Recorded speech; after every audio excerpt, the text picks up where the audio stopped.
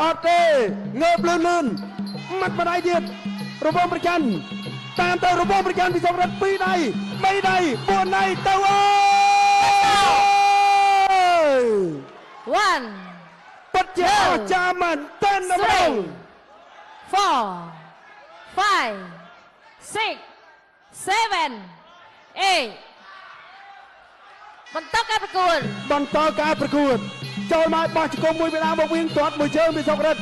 បោះជង្គង់មួយពីរជង្គង់របងប្រកាន់ពីសុករ៉ាត់ដាក់ចូលរបងប្រកាន់ពីសុករ៉ាត់មករបងប្រកាន់2ដៃ3ដៃ4ដៃ5ដៃទៅហើយ6ដៃ7ដៃ8ទាំងកែងរបងប្រកាន់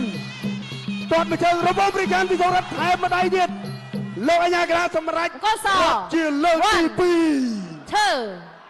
អូយ 4 5 បាទ 6 7 8ប្រកួតបន្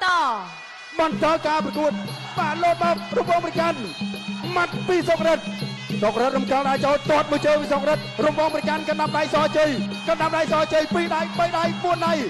5ដៃ6 7 8បដោកណ្ដាប់ដៃទៅហើយបាទទៅហើយ